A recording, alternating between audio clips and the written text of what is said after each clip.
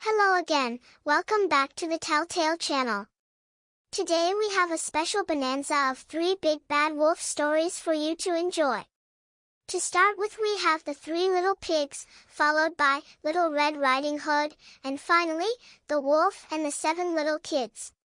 Be sure to pay close attention to the stories and watch them all the way to the end for the fun quizzes and fun facts. Please remember you can help the channel grow by just clicking the subscribe button.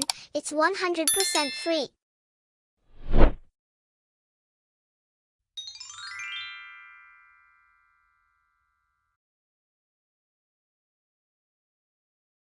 Once upon a time, there were 3 little pigs who were ready to leave home and seek their fortunes in the wide, wide world. The first little pig, whose name was Pfeiffer, wrapped his flute and his lunch in a blue bandana. He tied it to a stick and threw it over his shoulder. The second little pig, whose name was Fiddler, stuffed his fiddle and his lunch in a canvas knapsack. He strapped it up tight and slung it on his back. The third little pig, whose name was Practical, got an old suitcase down from the attic. He packed 7 pairs of socks, 7 changes of underwear, 2 pairs of pajamas, a toothbrush, toothpaste, and soap. He tucked his lunch into one corner, leaving just enough room for his piggy bank. "Now listen carefully," said Practical Pig to his 2 brothers. "The very first thing we must do in the wide, wide world is build ourselves stout little houses to keep out the big bad wolf." "Oh, Practical," said Pfeiffer Pig, "all you ever think about is work. We want to have fun in the wide, wide world." "That's right," said Fiddler Pig, "besides, we're not afraid of any big bad wolf." Pfeiffer and Fiddler began to dance around the kitchen table on the tips of their pointy pig toes, singing "Who's afraid of the big bad wolf?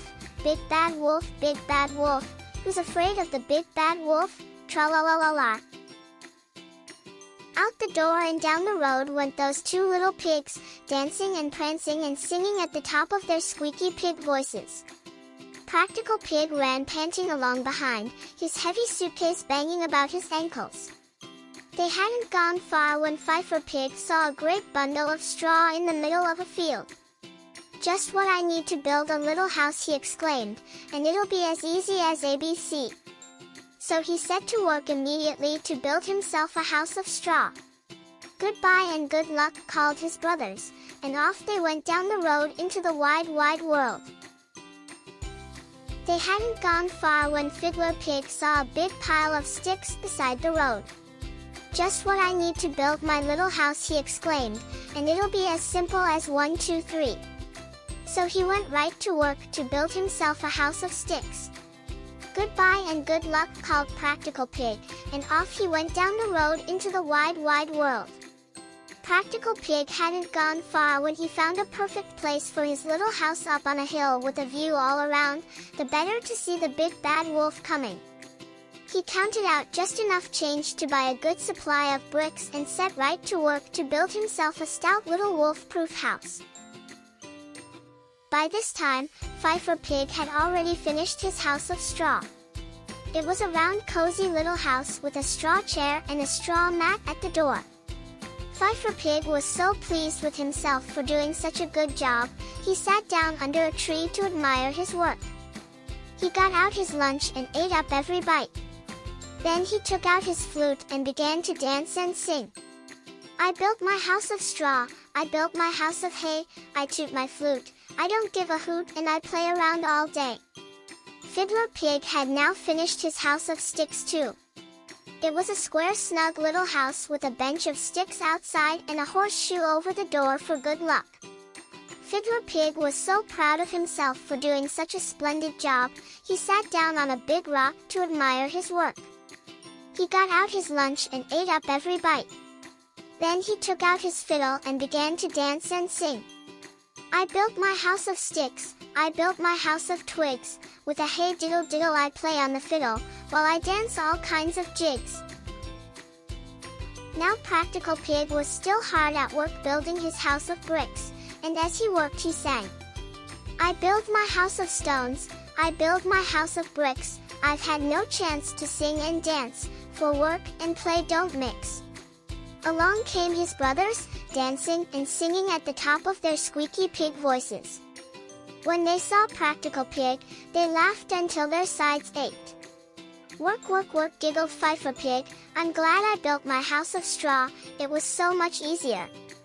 "Work, work, work," giggled Fiddler Pig. "I'm glad I built my house of sticks, it was so much faster." Practical Pig wiped his forehead with a bandana. "Easier and faster are not always better," he said. "You'll be sorry when the big bad wolf comes to your door." He stuffed his bandana back in his pocket and started to build his chimney. The big bad wolf laughed his brothers.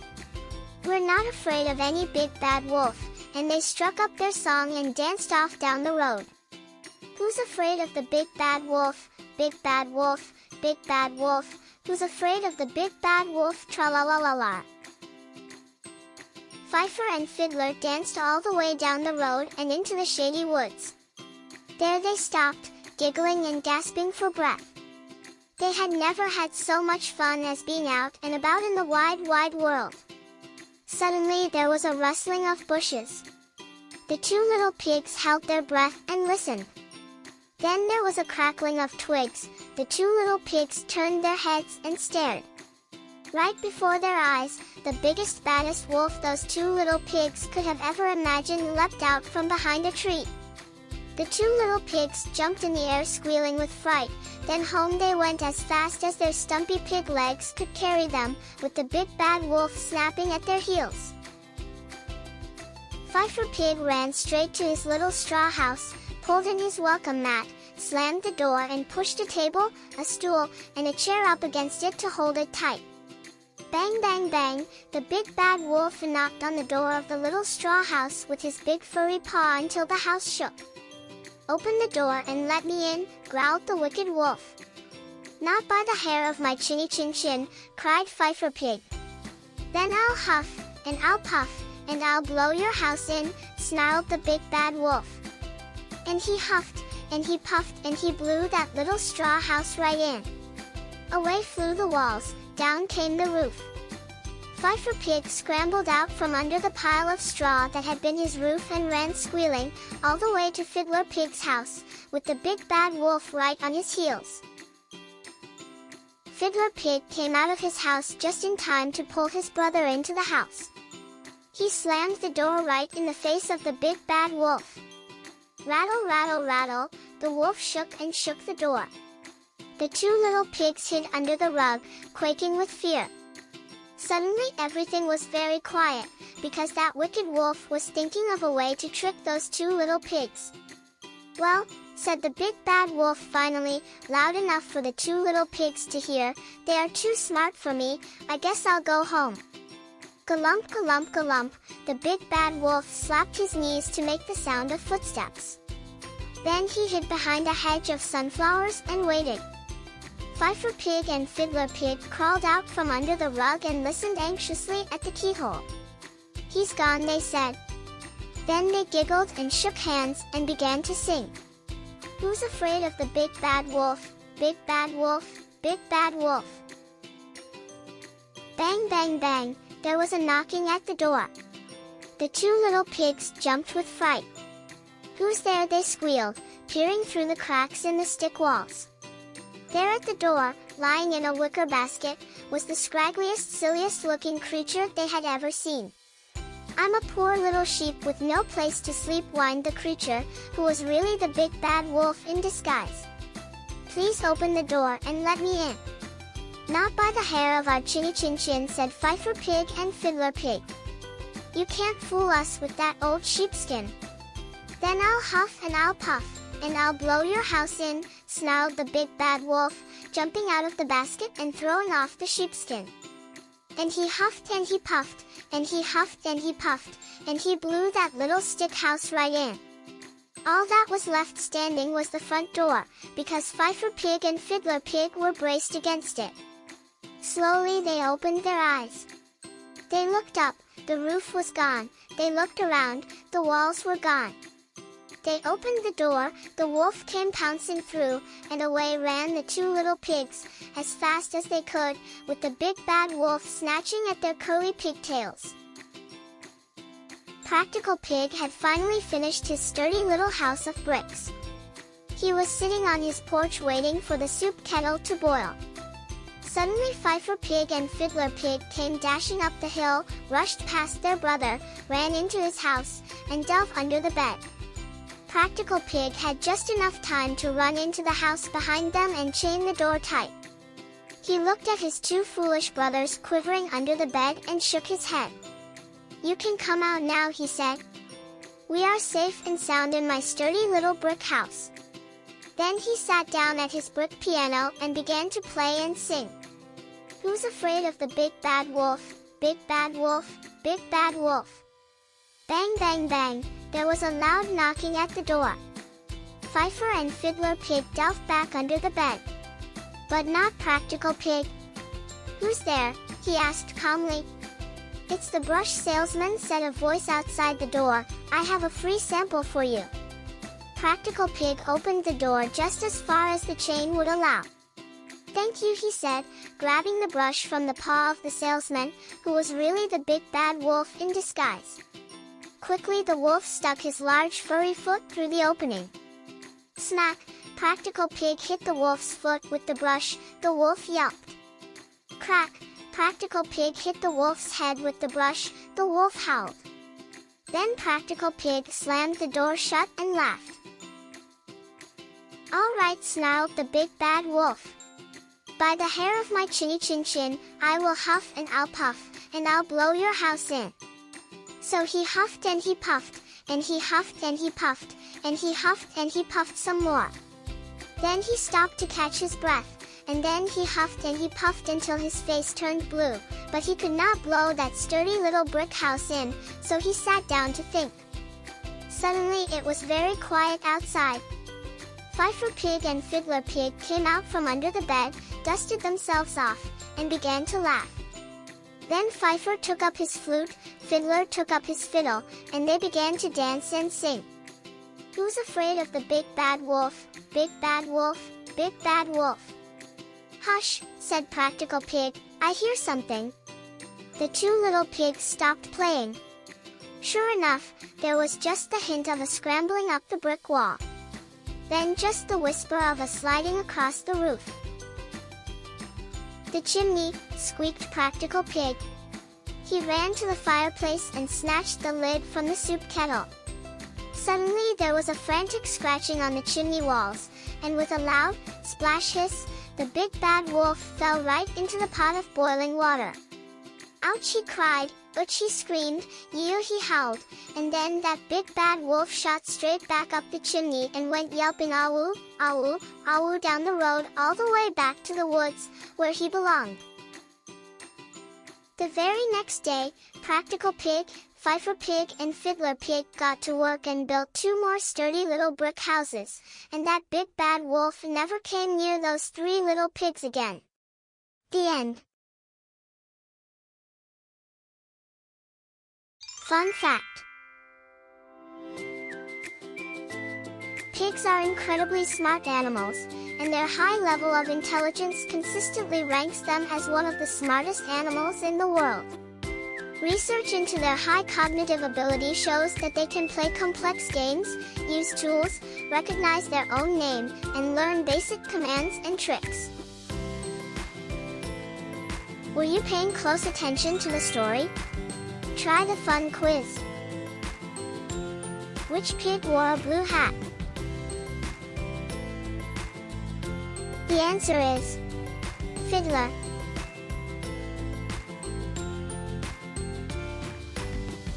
What did Practical Pig hit the wolf with when he tried to come through his door? The answer is a brush. What was the only thing standing when the wolf blew down Fiddler's stick house? The answer is the door.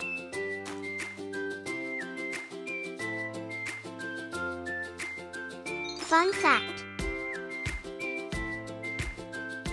Even though "sweat like a pig" is a common phrase, it is not accurate. Pigs do not have sweat glands, meaning they are unable to sweat. Instead, To cool themselves down, pigs enjoy wallowing in mud. Stay tuned for the next story.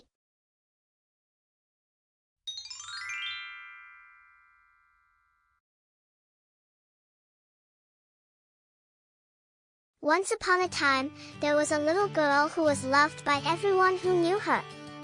Her grandmother was so fond of her that she delighted in giving her presents. She made her a beautiful cape and hood of red velvet. The little girl liked it so much that she never went out without wearing it.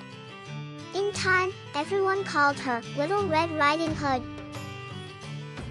Little Red Riding Hood lived with her mother and father in a small cottage near the edge of a large forest.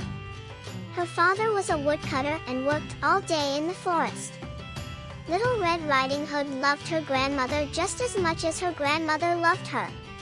Nearly every day she went along the path through the forest to visit her. One day, Little Red Riding Hood's mother said, "Little Red Riding Hood, I have put a cake and a bottle of black currant juice in this basket. I want you to take them to your grandmother. She is ill and they will do her good. Keep to the path and do not wander off into the forest," warned Little Red Riding Hood's mother. "Don't worry, I shall take care," promised Little Red Riding Hood, as she took the basket and waved goodbye to her mother. Before she had gone very far along the path through the forest, Little Red Riding Hood met a wolf. She had never seen a wolf before and she did not know what a wicked creature he was. She thought he was a large dog and she was not in the least afraid of him. "Good morning, Little Red Riding Hood," said the wolf. "Good morning, sir," she replied. "Where are you going to so early in the morning?" asked the wolf. "To my grandmother's," Little Red Riding Hood replied. "And what have you got in your basket?" the wolf went on. "A cake and a bottle of black currant juice," said Little Red Riding Hood. "Grandmother is ill, and mother has sent these to help her to get well again." "Where does your grandmother live?" Little Red Riding Hood continued the wolf. "Just a little further into the forest," answered Little Red Riding Hood. "Her cottage stands under 3 large oak trees." "What a tender young creature this is," thought the wolf.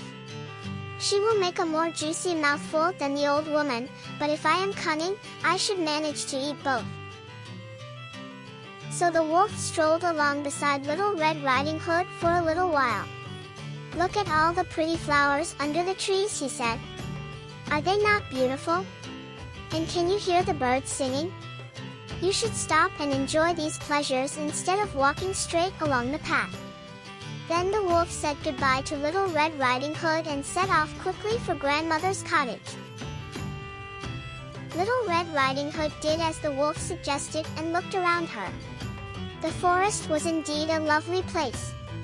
The sunbeams danced through the trees, the ground was carpeted with beautiful flowers, and overhead the birds sang merrily. "I shall pick a bunch of fresh flowers for my grandmother," thought Little Red Riding Hood. "They will cheer her up." So she wandered further and further from the path, gathering the prettiest of the flowers. By now the wolf had reached grandmother's cottage. He knocked at the door. "Who is there?" called grandmother. Little Red Riding Hood, replied the wolf in a high voice. "I have brought you a cake and some black currant juice. Press the latch, open the door and walk in, my dear," said grandmother. "I am so weak that I cannot get up." The wolf pressed the latch, opened the door and walked in. Without saying a word, the wolf went straight to the bed and gobbled grandmother up in one mouthful. Then he put on one of her night dresses and a nightcap which he pulled well down over his eyes. He drew the curtains and got into bed, pulling the bedclothes well up to his chin. Then he waited. Meanwhile, Little Red Riding Hood had wandered far from the path, for the loveliest flowers always seemed to be furthest away. When she had gathered a pretty posy of flowers, she returned to the path and went on her way. When Little Red Riding Hood arrived at her grandmother's cottage, she was surprised to find the door standing wide open. "Good morning, grandmother," called out Little Red Riding Hood as she went inside, but she got no reply. Then Little Red Riding Hood began to feel rather uneasy. She went up to the bed and drew back the curtains. There lay her grandmother, with her cap pulled down to her eyes and the bedclothes pulled up to her chin, looking very strange. "Oh, grandmother," cried Little Red Riding Hood, "what big ears you have!"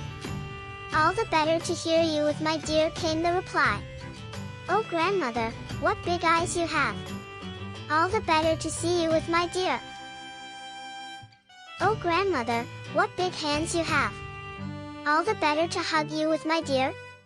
"Oh, grandmother, what big teeth you have!" "All the better to eat you with." With these words, the wolf jumped out of bed and gobbled up Little Red Riding Hood in one mouthful. Then he climbed into bed, lay down and fell fast asleep. Soon he began to snore. He snored so loudly that the cottage shook. Just at that time, Little Red Riding Hood's father was passing nearby. He heard the awful snores coming from the cottage and thought he had better go in to see why Little Red Riding Hood's grandmother was snoring so loudly. When he went up to the bed, he saw the wolf lying there. "You wicked creature," he cried in a rage. With one blow of his axe he killed the wolf and pulled him out of the bed. Then he had an idea. Perhaps the wolf had swallowed grandmother whole and perhaps he was in time to save her. Little Red Riding Hood's father cut open the wolf, hoping to find grandmother inside, alive. Imagine his surprise when up popped a Little Red Hood and out jumped Little Red Riding Hood. "Oh, how frightened I was," cried Little Red Riding Hood. It was as dark as night inside the wolf. Then her father helped grandmother out. She was still alive but was feeling very unwell. Little Red Riding Hood and her father put grandmother into bed. They gave her some of the cake and some black currant juice. Soon she was sitting up and feeling much better. They were happy and relieved all to be alive and well. Little Red Riding Hood's father took her by the hand and led her back home. When Little Red Riding Hood's mother heard their story, she was shocked, and she gave her little girl a big hug. Little Red Riding Hood promised that she would never wander off the path through the forest again. And she never ever did. The end. Fun fact. A group of wolves is called a pack. Were you paying close attention to the story? Try the fun quiz. Who did Little Red Riding Hood go to see? The answer is her grandmother.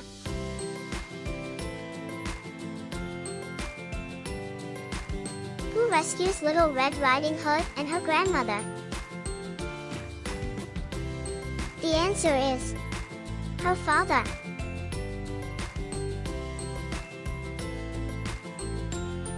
What was in Little Red Riding Hood's basket? The answer is cake and black currant juice.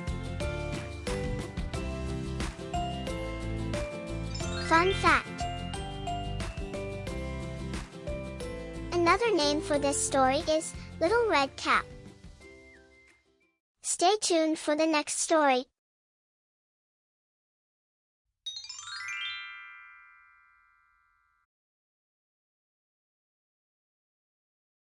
The Wolf and the 7 Little Kids. Once upon a time there was a goat who had 7 little kids. She loved them all dearly. Her only fear was that one day the wolf might catch them. One day the mother goat had to go into the forest to look for food. Before she went, she called her 7 little kids to her. "Dear children," she said, "while I am out, take care that the wolf does not come near you. Keep the door locked. If he gets in, he will eat every one of you. He may disguise himself, but you will know him by his rough voice and black feet." The kids replied, "Dear mother, do not worry, we'll take good care of ourselves." So the mother goat went off into the forest, leaving her kids at home. It was not long before there was a knock on the door. Someone called out, "Open the door for your mother, dear children. She has brought something back for each of you." But the little kids knew that such a rough voice could not be their mother's. "We won't open the door," they cried. "You are not our mother. She has a gentle voice, but yours is rough. You are the wolf." Then the wolf went to a shop and bought himself a lump of chalk. He ate the whole of it, hoping to make his voice soft. He then returned to the house and knocked on the door. "Open the door for your mother, dear children. She has brought you something back for each of you," said the wolf in a gentle voice. As the wolf spoke, he put his black paws on the windowsill. The kids heard the soft voice and thought at first that it was their mother's. Then they saw the black paws and cried, "We won't open the door. You are not our mother. She has not got black feet. You are the wolf." At these words, the wolf ran to the baker. "I have hurt my foot," he said. "Rub some dough on it for me." The baker was afraid of the wolf, and so he did as he was told. Next the wolf ran to the miller. "Sprinkle some flour over my foot for me," he said. The miller thought to himself, "The wolf wants to deceive someone," so he refused. At that the wolf said, "If you do not do as I tell you, I shall eat you." Then the miller was afraid, and he sprinkled flour over the wolf's foot. For the third time the wolf returned to the goat's house and knocked on the door. "Open the door, dear children, for your mother," he said. "She has brought something back for each of you." The kids heard the gentle voice, but they were still careful. "First show us your paws," they cried, "so that we may know if you are our dear mother." The wolf put his paw on the windowsill. When the kids saw the white paw, they thought that it was truly their mother. They opened the door wide, and there stood the wolf. The kids were terrified and ran to hide themselves. One ran under the table, the second jumped into bed, the third into the stove, the fourth into the kitchen, the fifth into the cupboard, the sixth under the washing bowl, and the seventh into the clock case. It did not take the wolf long to find them, and one after the other he swallowed them as quickly as possible. The youngest kid, who was hidden in the clock case, was the only one the wolf did not find. After swallowing 6 kids, the wolf felt sleepy. He went out into the meadow, lay down under a tree, and was soon sound asleep. Soon afterwards the mother goat came home from the forest. What a sight met her eyes! The door of the house stood wide open, the tables and chairs had been overturned, the washing bowl had been broken to pieces, the pillows and bedclothes had been pulled off the beds.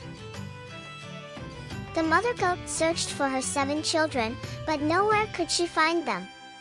Then, in despair, she called her kids by their names, one by one. Not one answered until at last she called the name of the 7th kid. When she had called its name, a little voice replied, "Dear mother, I am in the clock case." Overjoyed, she took her little kid out of the clock case. It told her how the wolf had eaten the other 6 kids. When the sad tale was told, the mother goat and the 7th little kid wept together. After a while, the poor mother goat, followed by her one little kid, wandered sadly outside into the meadow. There, under a tree, lay the wolf sound asleep. He was snoring so loudly that the branches of the tree above him shook. The mother goat walked round the sleeping wolf and saw his huge swollen stomach. When she looked more closely, she thought that something was moving and struggling inside his stomach. "Goodness me," she cried. "Is it possible that my little kids, whom he swallowed, are still alive? Run home quickly," she said to the 7th kid, "and bring my scissors and a needle and thread." Then the mother goat cut open the wolf's stomach. At the first small cut she made, out popped the head of one little kid. As she cut further along the wolf's stomach, more and more kids jumped out. Finally, all 6 of them were free and alive. Not one was hurt, for in his greed the wolf had swallowed them whole. How happy they all were to be together again. The poor mother goat wept again, but this time she wept for joy. The 7 little goats in their happiness skipped and jumped around the sleeping wolf. Soon, however, the mother goat spoke to them. "Go and find some big stones," she said, "and bring them back to me." So the 7 little goats searched for the biggest stones they could find and took them to where the wolf lay. The mother goat placed as many of the stones as she could inside the wolf's stomach, then she quickly sewed it together again. The wolf lay snoring the whole time and knew nothing of what had happened. After a very long sleep, the wolf wakened and felt thirsty, so he set off for the well for a drink. As he walked, the stones in his stomach knocked and rattled against each other. Then he cried out, "What rumbles and tumbles inside my poor bones? I ate 6 young kids, but they feel like 6 stones."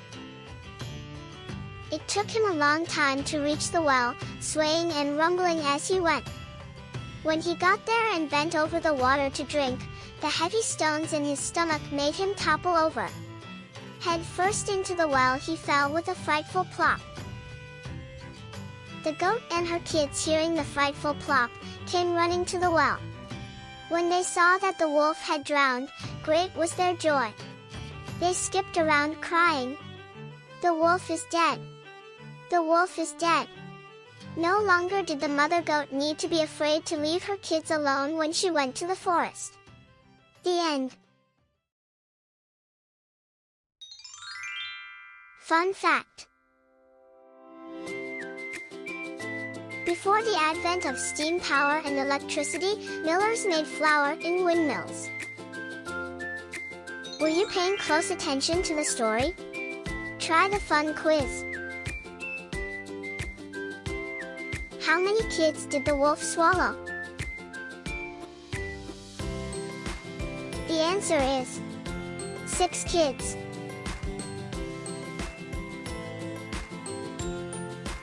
Who gave the wolf dough for his sore paw? The answer is the baker.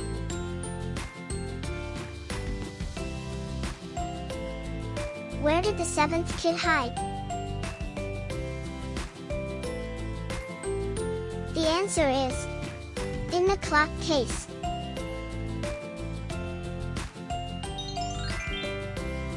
Fun fact: boar goats are the largest of the goat breeds. Mature boar bucks can weigh up to 340 pounds.